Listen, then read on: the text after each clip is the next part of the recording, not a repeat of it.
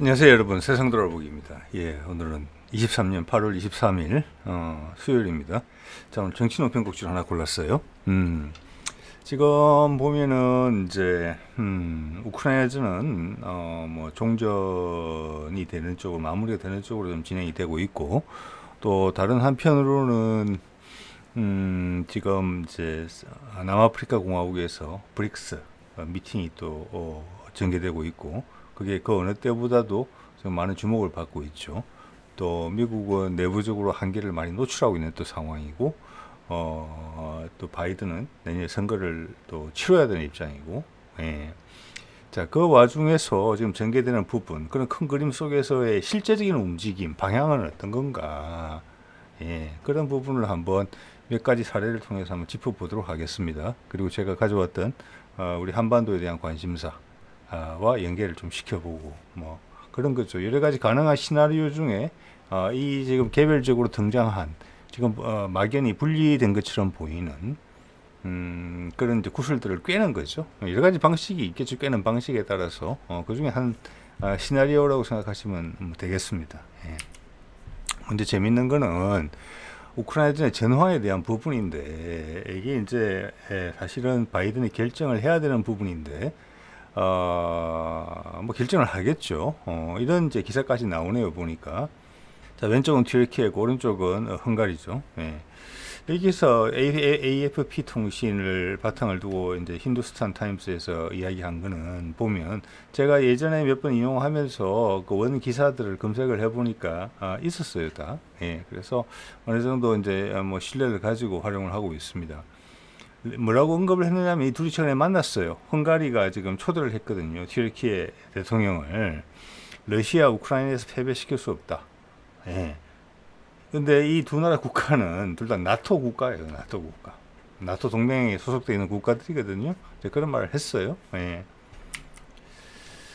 자, 그리고 경제 제재도 또한 서방이 원하는 대로 되지 않았다. 이 말은 뭐 효과가 없었다는 이야기예요. 이거는 이미 이제 러시아가 특히 유럽 경제에서, 나토 동맹국들의 대부분이 미국을 제외하고는 유럽에 있잖아요. 유럽 경제에서 뭐 단지 그 천연가스나 석유뿐만이 아니라 많은 부분에서 밀집화백에 연기해가 돼서 한 몸처럼 돼 있는 부분이 많아요. 그런 부분에서 경제 제재 조치를 한다는 게 100% 효과적일 수가 없는 거죠. 예, 그래서 결과적으로는 유럽 국가들의 경제 체질만 되게 흐트러졌고, 러시아는 오히려 견고하다. 뭐 이런 이야기들을 지금 하는 거라고 봐요. 현실 인식에 대해서 이야기를 했고, 이 두 지도자들도 바보는 아니죠. 뭐 헝가리 지도자 같은 경우는 예전부터 그런 의견을 계속 피력해 왔고, 특히도 약간 그런 쪽이죠. 굳이 구분을 하자면 친러시아 쪽이에요. 나토 중에서 나토 국가들 중에서. 그래서 이제 총대를 메고 이런 이야기를 한다. 또 이 사람도 이런 이야기를 하는 이유는 뜬금없이 하지 않는다. 그 다음 단계로 넘어갈 지금 시점이 됐기 때문에 우리가 나서서 한다. 이렇게 봐야 된다고 저는 생각을 합니다. 예.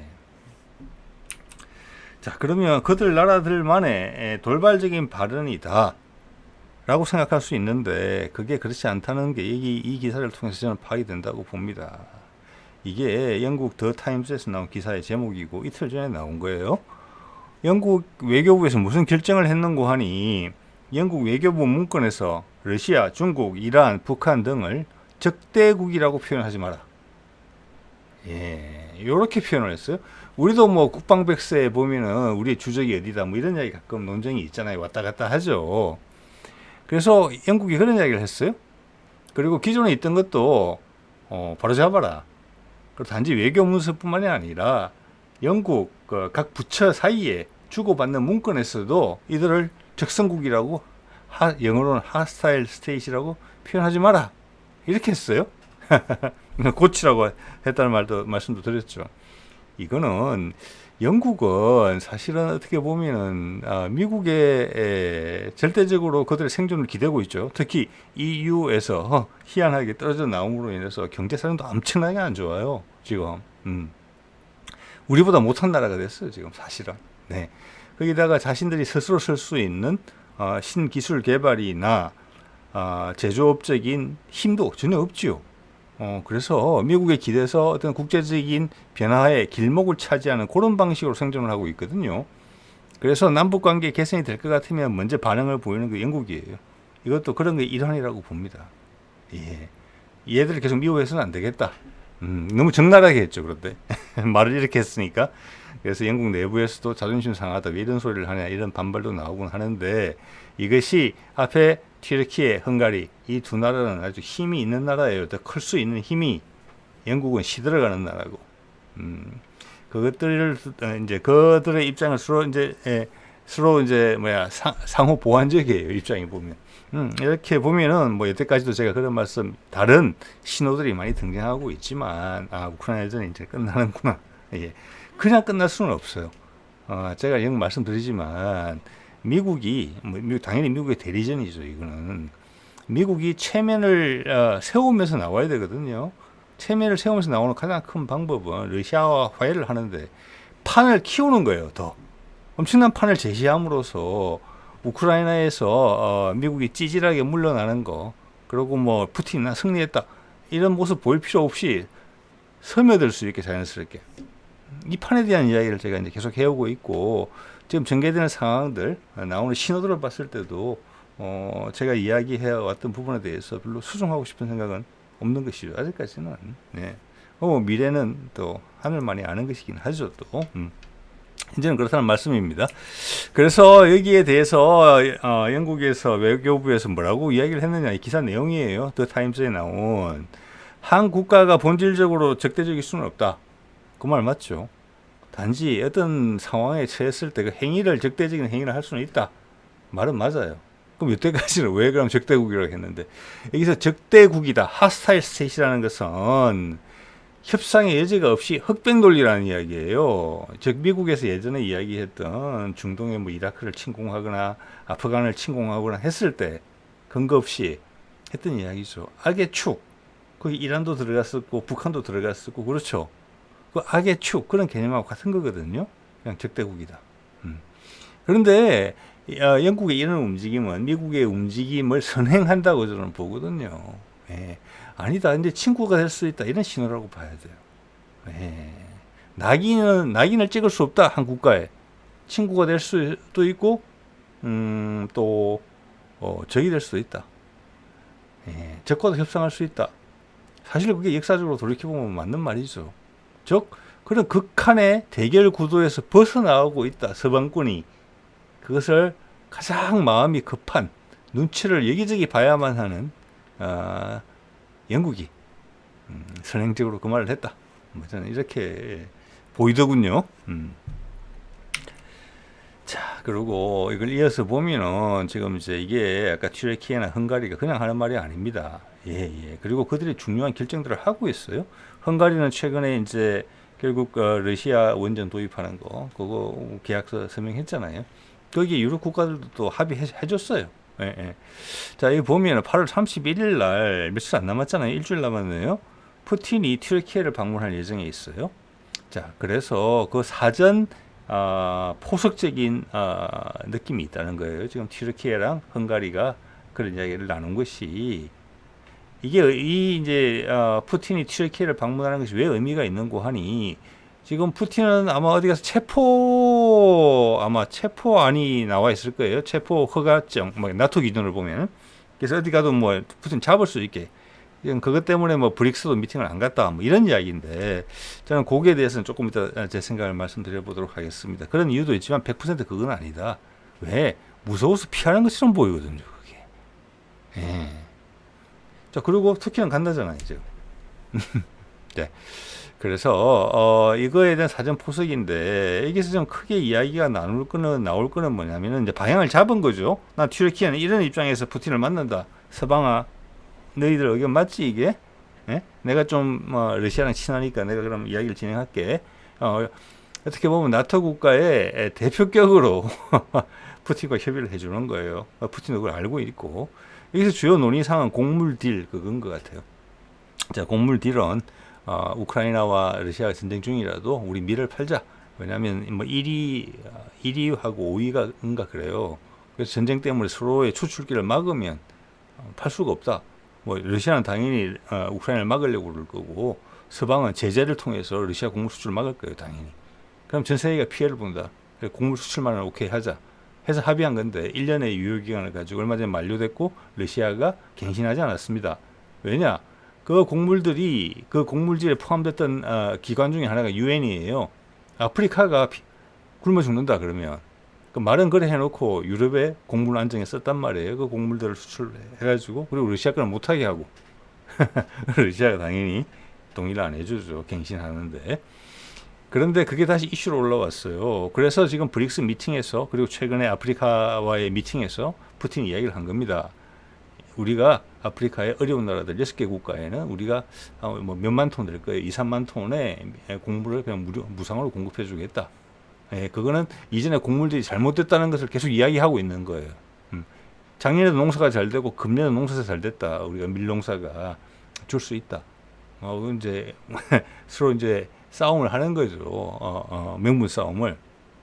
그래서 이번에는 그러면 곡물 딜을 다시 논의하자.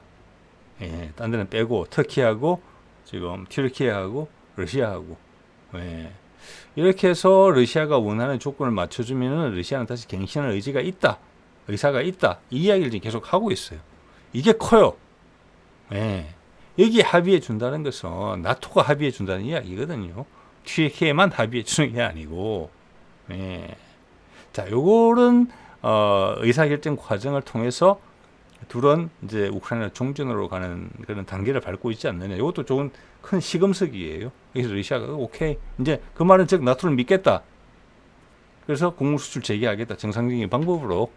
그렇지 않으면 지금 전 세계 곡물값 특히 유럽 같은 데서 폭등할 수가 있으니까. 예. 자, 이런 것들이 여지가 있다. 이런 말씀을 제가 드리는 거예요. 여지가 있다. 그러면서 지금 다시 동시에 브릭스 미팅이 있잖아요. 그 둘 사이를 제가 봤을 때는 푸틴이 엄청나게 노련하게 줄타기를 엄청나게 잘하고 있다. 그리고 본인들의 의지와 역량을 우크라이나전을 통해서 보여줬다.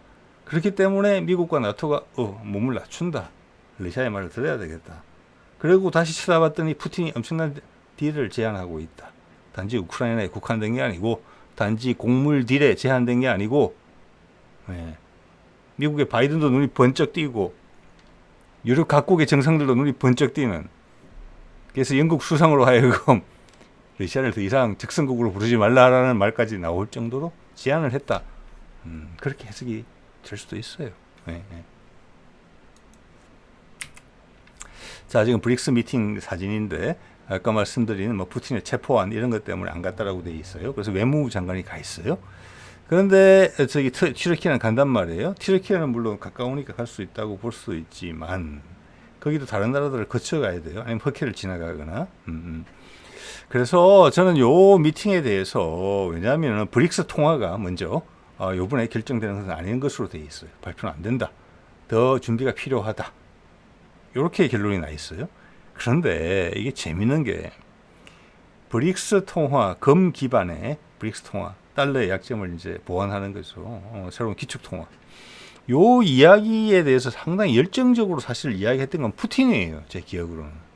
그래서 심지어 무슨 이야기까지 했습니까?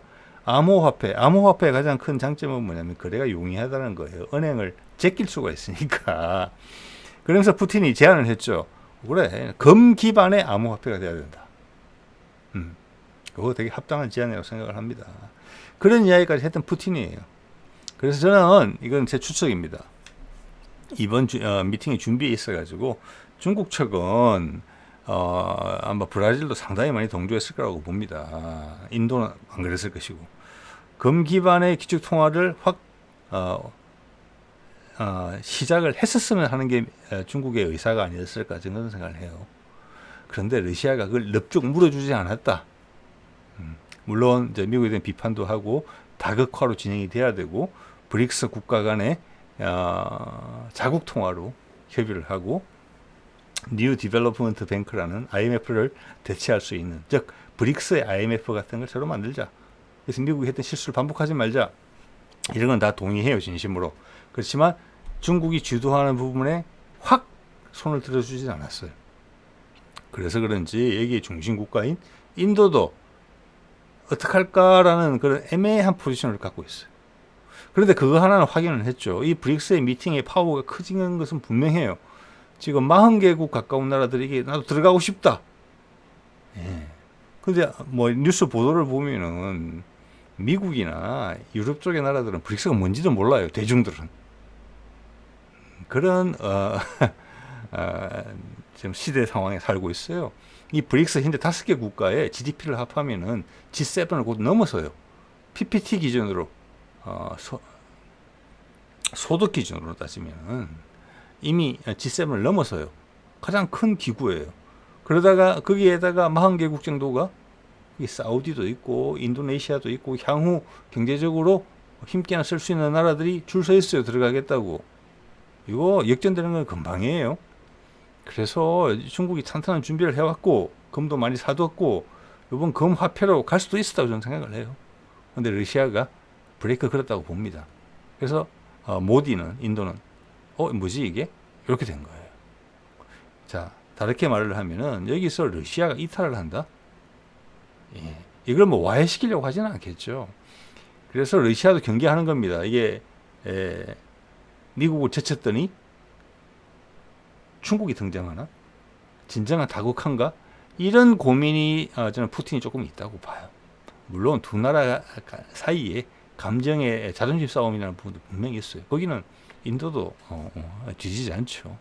그래서 이런 묘한 부분이 느껴져요. 지금 봐서는. 그렇지만 아까 말씀드린 것처럼 미국이 실정을 하고 있기 때문에 여기에 이미 덩치도 크고 이들 나라끼리 그게 여러 수십에 40개 정도의 나라가 들어온다. 그리고 자국 통화로만 거래를 하더라도 달러한테는 치명적이에요. 이 자체는. 그리고 새로운 은행을 통해서 차근차근 준비해서 예를 들어서 미국의 경제 위기 같은 게 한 번 더 오면 이게 바로 불붙을 수 있어요. 그럼 러시아도 바로 올라타면 되는 거예요. 그걸 푸틴이 잘한다는 거예요. 제가 봤으면. 절묘하게 하는 거예요. 양쪽 다 길을 다 열어놓되 쟤는 못 믿을 녀석이야. 뺀질이네. 이런 느낌을 전혀 안 준다는 거죠. 양쪽에서 주도적인 역할을 하는 거예요. 예. 흐름을 바로 보고 있다는 거죠. 사람들이 거기서 부인을 못 한다는 거죠. 자, 이게 브릭스의 가장 큰 차이점이 뭐냐. 강제력이 없는 거예요. 내정 간섭하지 않는 것이고, 즉, 이 말은 미국에 대한 대안으로 나온 거예요. 향후 시간이 흘러가면 중국이 주도권을 쥐려고 할 수도 있겠죠. 예, 그래서 현재는 그래요. 그래서 러시아는 운신의 폭이 있어요. 이 참여 다른 나라들도 다 마찬가지예요. 이때까지 지금 우리가 불만으로 생각했던 게 해소가 된다면은 중국이 아니라 미국이라도 상관없다는 거예요. 그들 나라들도 이런 시스템을 활용하려고 하는 거니까. 예, 예. 그리고 제가 보기에는 이제 푸틴이 러시아가 중국을 확실하게 밀어주지 못하는 이유는 중국 자체 불안정성이 있기 때문에 그런 부분이 있다고 생각을 해요. 최근에도 뭐 에버그린인가 해서 엄청나게 큰 부동산 회사가 하나 넘어갔죠. 예, 그래서 그게 파급 효과도 엄청나게 클 거예요. 예. 뭐 거품 경제 이런 거는 뭐 여러 가지 많이 알려진 사실이고 그런 부분에 있어서는 뭐 미국도 뭐 우리 중국보다 낫다고 할 필요는 없죠. 미국은 노쇠했고 중국은 급격한 성장을 거치면서 경직된 정치 구조상에서 오는 그 뭐라고 할까 병목 현상이라고 같은 게 있는 것 같아요. 즉 우리가 예전에 군부 독재 시절 오래 하다가 민간 정부로 넘어오면서부터 수많은 문제가 발생했잖아요. 그 당시에. 그죠? 그때 김영삼 정부 시절이죠. 삼풍백화점 무너지고 여러 가지 IMF 맞고 할 때. 지금 중국 경제가 다달아 있는 부분이 덩치는 우리보다 훨씬 크지만 그 당시 우리 경제 같아요. 김영삼 정부 때. 여러 가지 모순을 안고 있는 거죠. 터트리면 터지는 거죠. 이게. 그걸 힘으로 누르고 있는 거죠.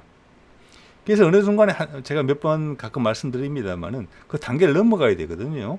그래서 국민들이 민주주의를 원하는 행동을 해야 되고 그게 대응해서 정치권이 재편돼야 되고 그 와중에 거품은 꺼져야 되고 그리고 새로운 살이 돋아나야 되고 그런 아픔이 아직 안 지나갔어요. 중국은. 그게 이제 미국과의 패권 경쟁을 통해서 껍질을 더 단단하게 함으로 해서 그 기회를 놓치는 거예요. 지금. 제가 러시아가 보고 있는 부분은 그런 부분이다. 물론 러시아도 문제 많죠. 그렇지만 제일 앞줄에 서 있는 건 중국이거든요. 비바람을 막아줘야 되는 입장이니까. 자, 그런 것들이 저는 중국의 약점이라고 봅니다. 그리고 문화적으로 전 세계를 이끌 만한 수준을 못 돼요. 그리고 기술적으로 미국을 대체할 만한 신기술을 내보이고 있지는 못해요. 현재까지는. 예. 그게 딱 우리가 김영삼 정부 시절 그때예요. 예. 80년대 후반, 90년대 초반 딱 요 분위기예요. 지금 중국이. 단지 덩치가 큰 거죠. 예. 그래서 밖에서 이렇게 건드리지는 못하는데 결국 미국이 적당한 선에서 중국을 손대려고 했으면 IMF 때처럼 그렇게 하려고 했겠죠. 너무 덩치도 크고 중국이 버텼죠. 덩치가 크니까. 그런데 본인이 나아질 수 있는 기회는 동시에 없어진 거예요. 네. 자, 이게 참여한다는 나라들 볼게요. 브릭스. 이게 미국한테 엄청난 거죠. 우리가 인기가 없구나. 그리고 전 세계 사람이 보는 거예요. 그걸 이제. 브릭스가 뭔지도 모르는 사람들이. 왜 이 나라들이 가서 줄을 서지? 자, 이게 로이터에서 나온 제목만 제가 보여드릴게요. 어떤 나라들이 있는지. 이 나라가 어떤 나라가 있는지 의사 표현을 한다는 자체도 엄청나게 중요한 부분이에요. 지금 이게 네가 날 버리고 저리 가는 거야 지금? 이런 거잖아요. 그래서 이 자체가 대단한 거예요. 볼게요. 이란 이해되죠. 사우디 이해되죠. 사우디가 오면 그다음 UAE 이거는 지금 중동 석유 생산하는 나라들이 다 옮겨갈 수 있다는 이야기입니다. 아르헨티나 이미 브라질 들어있으니까 아르헨티나 남미도 상 넘어간다는 거예요. 남미 중미 그 베네수엘라 있고 알제리아 북아프리카죠.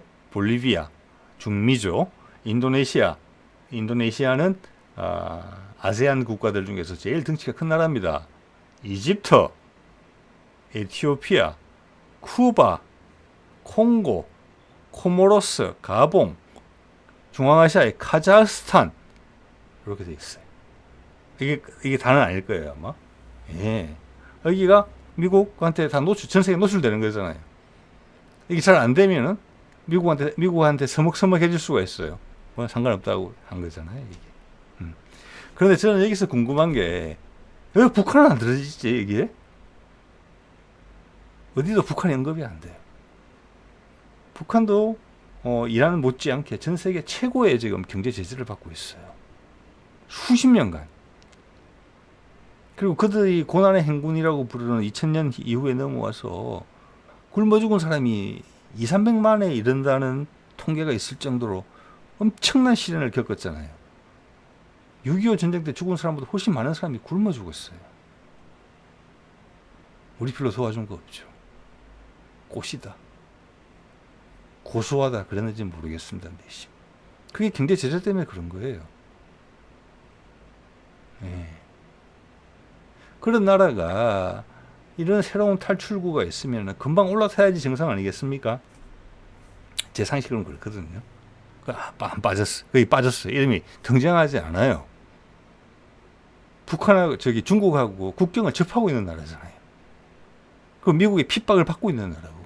중국의 편에 섰을 것 같은데 여기가 안 간다는 거예요, 지금. 예, 요게 주는 미묘한 맛이 있습니다. 미묘하지만 중요한 맛이죠. 예. 자, 그래서 캠프 데이비드 미팅 이걸 했는데 저는 뭐 구체적으로 보진 않았습니다만 대충의 흐름은 느껴져요. 제가 다룬 바도 있고 이 미팅의 목적이 뭐냐 이렇게 급하게 미국으로는 나름대로 의미 있는 장소에 모아놓고 한 이야기가 이게 뭐 동북아판 나토를 만든 것도 아니고 심지어는 뭐 기술적 교류 강화 그리고 공동훈련 강화 이 정도거든요. 이거를 기시다나 윤석열을 바쁘게 불러다가 일정을 하고 할 만큼의 그게 되나? 이 중요한 시점에. 예? 그리고 여기서 갈등의 소지가 보여요. 우리하고 미국 사이. 그러면 이거 뭐 안보 협력 강화한다는 부분인데 그렇다고 뭐 동맹으로 군사 동맹으로 체계로 가는 건 아니잖아요. 어중간한 거거든요. 거기다가 그 대상이 미국은 중국을 하고 싶어 하죠. 우리는 제가 보건대는 중국이 아니라 북한을 그 대상으로 하고 싶어 해요. 그러니까 결과적으로는 어물쩡이에요. 기본적으로는 미국이 힘이 세니까 중국에 대한 카드다. 그리고 바이든도 근데 이야기를 하잖아요. 중국 너무 예민하게 반응할 필요 없다. 뭐 당연히 예민하게 반응할 필요 없죠. 제가 말한 이유로 나토처럼 내가 침공받으면 뭐 타이완 해협에서 문제가 생기면 우리가 다 달라든다. 목숨을 걸고 우리 대한민국의 젊은이들을 타이완 해협으로 보내겠다. 이런 건 아니거든요. 음. 그래서 긴장하지 마라 이렇게 이야기를 했어요. 그럼 왜 이렇게 했어요 이 미팅을? 그냥 한국하고 한국하고 일본하고 좀 친해진 것 같으니까 예전보다는 새 정부 들어서서 한 단계 격상시켜 놓자 관계를. 그 바이든도 그렇게 이야기했어요. 인터뷰하는 걸 봤습니다. 기자회견 할 때 중국 긴장하지 마라. 우리는 장기적인 포석으로 하는 거다. 장기적인 포석이 뭐냐? 이렇게 중차대한 시점에 하와이에 불이 나가지고 지금 실종자가 1,000명이 넘는 그런 상황에서 예? 주 정부의 인재로서 책임을 묻는 목소리가 큰 상황에서 휴가를 2번이나 가고 한 미팅이 이겁니다. 그런데 이 정도 미팅밖에 안 했다? 저는 바이든이 그 정도 바보라고 생각 안 합니다. 포석이 있다. 이렇게 생각하는 거죠.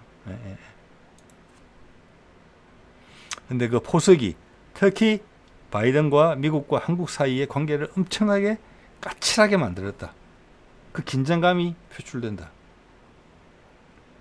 그렇기 때문에 가기 전에 이미 지난번 그 자유총연맹에서부터 종전선언을 노래 부르는 반국가 세력 8.15 경축사에서 한 번 더 그 이야기 했죠. 그리고 미국 갔다 와서 뭐 일지훈련 뭐 어쩌고 저쩌고 하면서 거기서도 북한이 핵전쟁을 일으킬 수도 있다. 이런 식으로 몰아가고 있어요. 예. 그에게 남은 카드는 그거밖에 없을 수 있기는 해요. 당장 내년 국회의원 선거에서 자기의 이유로 인해서 국민의힘이 지게 되면은 더 이상 아주 이른 시기에 그게 오겠죠. 레임덕이. 그리고 최근에 해병대 항명 사건에서 드러나다시피 군을 그런 식으로 다루고 있어요. 군의 사기는 아주 뭐 이미 고려의 대상도 아니죠. 군의 지지를 받기도 어려워요. 그러면 내년 4월달 선거 지나고 나서는 지금 지지율을 봤을 때 제가 국내 지지율을 믿지도 않습니다만은 기시다도 지금 외국 쪽의 지지율을 보면은 윤석열하고 비슷해요. 23%. 네, 꼴찌 전 세계 한 12, 3개국 중에서 꼴찌 앞잡이에요. 둘이 동등으로. 그 뒤에 생존을 보장할 수가 없어요. 2년밖에 안 됐는데. 예. 그렇기 때문에 그런 이야기 할 수도 있어요. 그렇지만 동시에 미국하고 각을 세우고 있다. 저는 그렇게 봅니다. 예. 즉 종전선언이라는 거죠. 미국은 남한의 핵무장을 막고 있어요. 그래서 종전선언을 언제든지 할 수 있는 조건을 유지하고 있어요. 이걸 알고 있는 거죠, 윤석열이 이제. 뭐 기시다는 그냥 별로 영향이 없죠, 이 상황에서. 자, 하나는 여기서 재밌는 말씀을 드릴 수 있을 것 같은데, 이게 중국 쪽에 있는 유튜브예요. 근데 상당히 뭐 중국 정부에서 관여했다고 느낄 정도로의 분위기를 가지고 있어요. 여기에 보면 이제 몽골이 최근에 몽골이 미국하고 가까워졌잖아요. 그에 대한 이야기를 하는데 우리가 새겨들 이야기가 많이 있어요. 이게 러시아가 하는 것을 중국이 지금 100% 이해를 못한다. 러시아 입장을. 이걸 드러내고 있어요. 자, 히토류를 개발하기로 하고 지금 여러 가지를 했죠. 뭐 직항도 개설하고 그랬죠. 최근에 이제 몽골 총리가 미국 가서 미국 부통령하고 협의를 했죠. 직항이 개설됐어요. 그리고 히토류 개발하는데 예를 들어서 우리 돈으로 한 1조 원 정도를 향후 한 3년 기간에 투자하기로 했고, 당장 내년부터 히토류를 미국으로 수출한다. 그 히토류가 지금 중국이 갈륨하고 게르마늄 수출 금지를 시켰잖아요. 갈륨, 그게 일단 급한 문제예요. 방산업체에. 여러분 아시다시피 갈륨은 우리 A사 레이더 최신형을 만들 때 거기에 들어가는 소자의 핵심 물질이에요. 그래서 그걸 중국이 차단했기 때문에 미국은 엄청나게 타격을 받고 있어요. 그래서 그거를 몽골에서 가져가려고 그런다 라는 것이 있다는 걸 안다. 그게 투자도 한다는 것도 안다, 중국이. 그런데 중국이 가지는 의문은 이거예요. 아니, 위로는 러시아, 밑에는 중국인데 어떻게 수출할 거야? 광물인데 그걸 비행기로 실어 나르나? 그건 어렵지. 그리고 그것도 우리가 노할 수 있어. 중국 땅을 거쳐가야 되는 것이면, 전략 물자라고 생각한다면 어떻게 하려고 이러는 거지? 몽골은 사실은 우리 중국한테 돈 빌려가 가지고 위안화 돈 빌려가서 장사하다가 돈 못 갚을 것 같은데 형님? 이러면 알았어, 좀 연기해 줄게. 이런 나라라고 중국은 생각하고 있어요. 그렇지만 몽골 사람들이 내몽골 문제도 있고 해서 역사적으로 중국 사람들 좋아하지 않는다는 건 중국도 알고 있어요. 그것이 뭐 어쩔 건데. 위로는 러시아고 현재는 러시아와 중국은 한 팀이다. 해법이 없는데 이상한 행동을 하네. 응? 그래서 천진에 와가지고 텐진에 와서 우리 항구 좀 쓰게 해달라. 남한의 문재인이 대통령으로 있을 때는 남한의 문재인을 만나서 우리가 부산항에 좀 쓰게 해달라. 이런 요구를 했다는데 도대체 무슨 이야기지? 예, 이걸 전 세계로 가고 싶다는 거예요. 중국에만 예속되고 싶지 않다는 거예요. 그래서 거기 이제 미국이 이해관계가 맞아서 도와주는 모양새인데 아까 문재인 때 부산의 항을 좀 쓰고 싶다 할 때도 웃겨요. 어떻게 그럼 부산까지는 어떻게 올 건데 대륙을 통해서 북한을 건너와야 되잖아요. 북한은 또 어떻게 올 건데 중국을 통해서 오거나 러시아를 통해서 와야 되거든요. 여기에 핵심이 있는 거예요. 예. 중국은 러시아가 자기들하고 같은 배를 타고 있다고 생각하는데 제가 봐서 러시아는 그렇지 않다는 겁니다. 예. 이게 러시아의 무서움이에요. 현재 그걸 중국이 조금 오판한 것 같아요. 이 내용으로만 봤을 때. 이게 엄청나게 큰 문제입니다. 지금 전 지구적 사안이에요. 여기에 대해서 실상을 바로 중국의 마음과 러시아의 마음을 그 차이가 뭔지 이해하는 것이요. 여기서 러시아가 오케이 해주면 다 되는 거예요. 맞죠? 그럼 육로를 통해서 러시아 철도로 해서 블라디보스톡 올 수 있고 남한으로 올 수 있어요. 그럼 북한을 건너와야 되겠죠. 그런데 거기서 블라디보스톡 항을 이용하기는 어려울 거예요. 왜냐? 러시아는 중국과의 체면을 잃으면 안 돼요. 서로 간에 의의가 상하면 안 돼요. 그래서 한반도로 와야 돼요. 그래서 그걸 옆에서 도와주는 정도의 제스처만 취해야 돼요. 네. 여태까지 러시아가 해온 걸 봤을 때 미국 같으면 안하무인으로 그냥 했겠죠. 러시아는 그렇지 않은 것 같습니다. 자, 그러면 뭐냐? 여기서 미국이 더 큰 어젠다를 제시해 줄 수 있어야 돼요. 러시아의 그런 행동이 중국한테 전혀 이상하게 보이지 않을 정도로 아주 전 세계인의 눈에 자연스러워 보일 정도가 돼야 돼요. 그게 제가 여태까지 정치 논평을 통해서 간혹 드리는 말씀하고 일맥상통하기 때문에 오늘 또 이 말씀을 추가로 드리는 겁니다. 자, 그래서 지금 우크라이나전을 어떻게 마치느냐? 저는 뭐 미국과 러시아가 이야기를 하고 있다고 보고요. 그 타이밍을 좀 맞춰가고 있는 것인데, 그런 예가 아까 말씀드린 대로 튀르키예, 헝가리 이런 데서 나왔고 곡물 딜로 이어지면서 이렇게 될 것이고, 동시에 브릭스 미팅을 통해서 미국한테 압박을 가하고 있죠. 한국 세상이 이렇게 가야 된다.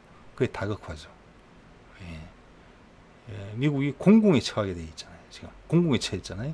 그럼 달러를 쓰는 경제권이 서로 생겨야 돼요. 위안화에 저항을 하려면. 아직 중국이 기술적으로 미국을 확 뛰어넘을 만큼 정도는 안 되거든요. 그냥 생산 기지일 따름이지. 덩치가 클 따름이지. 자, 그걸 미국한테 요구하는 거죠. 미국 너 독불장군식으로 더 이상 안 돼. 그러면 나 이번에 못 도와줘. 다극화 인정해라. 그리고 그게 너희 살 길이다. 그러면서 유라시아 경제권, 여기서는 몽골이 들어가는 거죠. 중앙아시아. 그리고 러시아의 극동이 사는 거죠. 수소경제 말씀드렸습니다. 새로운 기술적 진보로 끌고 가는 것, 중국을 한 단계 밀어내는 그런 부분들. 자, 여기에서 받는 미국이 받는 혜택이 뭐냐? 중국을 견제한다는 거 무엇보다 크죠. 미국의 수명을 연장시키는 부분이 있으니까. 예. 그리고 몽골의 안위를 보장해 준다. 예. 몽골이 적국에 둘러싸인 게 아니다. 러시아가 암묵적으로 미국하고 소통하는 걸 허락해 준다. 자, 그것을 끌어내려면은 비핵화라는 큰 카드가 필요하다. 한반도를 통해야만 된다. 한반도가 비핵화를 한다네. 한반도가 둘이 같은 민족이라서 마침내 저걸 해낸다네. 혼자 핵무기를 개발하더니 미국하고 결국은 합의를 끌어냈네. 어떡하나? 몽골이 그쪽으로 뭘 보내야겠다는데. 이렇게 러시아는 제가 보기엔 중국과 이야기하고 싶은 부분인 것 같아요. 명분으로. 중국이 인정할 수밖에 없는. 예. 그리고 수소경제로 넘어간다네. 우리가 마침 수소를 싸게 저렴하게 생산할 수 있는 여건이 돼. 예. 가스도 많이 나오고. 너무나 좋은 거지. 우리나라 발전을 위한 건 당연한 거 아니야? 한국이 기반이 잘 돼 있어. 위치가 너무 좋아. 세계 시장으로 수출하기에. 일본은 지진도 많이 나잖아. 중국으로 가는 파이프라인도 이미 있잖아.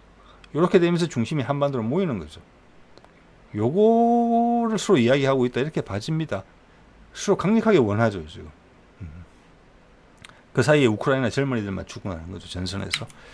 자, 그래서 이걸 다시 돌아와 보자면은 한미일.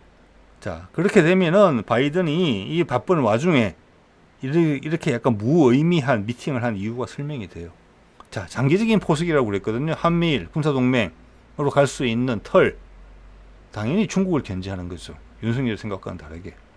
여기에다가 한반도 소통이 되면은 북한은 미국과의 이때까지 협상에 있어서 우리가 통일이 되더라도 남한 땅에 미군의 주둔을 눈 감아 주겠다. 즉 이것은 그 미군은 이제는 북한의 대상을 하는 게 아니고 중국을 대상으로 하는 거예요. 그렇게 되면은 그럼 북한이 그 라인에 올라탄다. 거기다가 몽골까지 올라탈 수 있다. 그렇기 때문에 북한, 몽골이 이번에 브릭스에 참여하고 싶은 국가 리스트에 들어가 있지 않은 것이다. 라고 설명해 줄 수도 있어요. 설명할 수도 있어요. 그러면 바이든이 이런 미팅을 할 만하죠. 포석으로서. 예. 그리고 러시아는 비핵화, 아까 말씀드린 환경 어젠다, 그리고 그들 나라를 발전시키고 싶은 당위성, 이런 걸로 싹 숨어서 중국이 뭐라고 말할 수 없다. 예. 그렇게 되면은 미국은 뭐 동시에 진행될 수도 있어요. 중국의 내부의 약점을 공격할 수 있는 여건이 된다. 그러면 전쟁을 하지 않더라도 중국을 누를 수 있다. 그 과정에 윤석열의 선택은 무엇이냐? 결이 정반대거든요. 현재 바이든의 생각과, 그리고 푸틴의 생각과, 심지어 영국의 생각과. 궁지에 몰린다. 상당히 안 좋은 상황이 도래할 수 있다. 예. 지금 얼마 남지 않은 기간 동안, 한두 달 내에 이렇게 추정해 볼 수가 있어요. 예. 윤석열은 이 부분에 있어서 미국의 계획에 분명히 반대 의사를 표명하고 있거든요. 그리고 그가 우리가 정치하는 스타일을 이미 봐왔잖아요. 예. 참모의 말을 듣지 않습니다. 일단 벌립니다. 그래서 엄청나게 위험해질 수 있다는 이야기를 하는 겁니다. 그렇게 되면은 미국, 러시아, 유럽, 세계 많은 나라들, 자, 러시아가 손을 들게 되면은 브릭스가 계속 유지되겠지만 구심점이 모기가 힘들어요. 거기다가 인도도 기회를 봐서는 빠져나가죠. 중국과 국경성 문제로 예민한 부분이 있으니까. 그러면 윤은 중국으로 달려갈 수밖에 없거든요. 이미 그런 기색을 몇 번 보였고. 그렇지만 미국의 동시다발적인 공격이 있을 거예요. 중국 내부에 대해서. 예. 그거는 까봐야 알아요. 그렇지만은 우리 삼풍백화점 무너졌던 그 시절 생각하시면 돼요. 김해공항에 비행기 떨어졌죠. 대구에서 지하철 폭파사 끝났었죠. 서해 페리오 물에 빠져서 수백 명이 사망했죠. 그리고 경제 무너졌었죠. 거품으로. 예, 그런 것들이 바로 잡히는데 시간이 많이 걸렸어요. 우리 노력도 많이 필요했고. 그런 것들을 건드릴 거라고 저는 봅니다. 예. 그러면 윤이 할 수 있는 것은 미국과 강대강으로 나가는 방법밖에 없어요. 즉 한반도의 긴장을 고조시키는 거예요. 심지어 불장난을 할 수도 있어요. 그러면 어떻게 되느냐? 군부의 지지도 받지 못하고 국민의 지지도 최하위 수준인데 전 세계에서 외톨이가 되는 거예요. 우리 국민들부터 시작해가지고. 그리고 이미 공무원들 이탈돼 있잖아요. 군도 이탈돼 있잖아요. 여러 가지 사안을 봤을 때. 왜? 자기가 잘못해놓고 밑에 사람들 탓을 했으니까. 행정공무원은 행정공무원대로, 군사공무원들은 군사공무원대로, 우리들, 경찰공무원은 경찰공무원대로. 누가 그걸 구해줘요? 아무도 안 구해줘요. 그러면 일단 우리나라에 큰 혼란이 올 거라고 보긴 봅니다. 그렇지만 장기적으로는 괜찮을 거예요. 네. 우리가 대통령 하나 잘못 뽑은 그 값은 톡톡히 치르긴 치를 거예요. 그렇지만 방향은 그렇지 않느냐. 현재 하나의 시나리오로서 오늘 말씀드린 쭉 여러 가지 사안들을 꿰일 수 있는 거. 그리고 윤석열의 이 미팅을 가기 전에 그의 발언과 갔다 와서의 발언, 북한이 핵 공격한다는 거. 오늘도 민방위 훈련을 하더군요. 오랜만에. 예. 자, 오늘 이 정도로 하겠습니다. 네.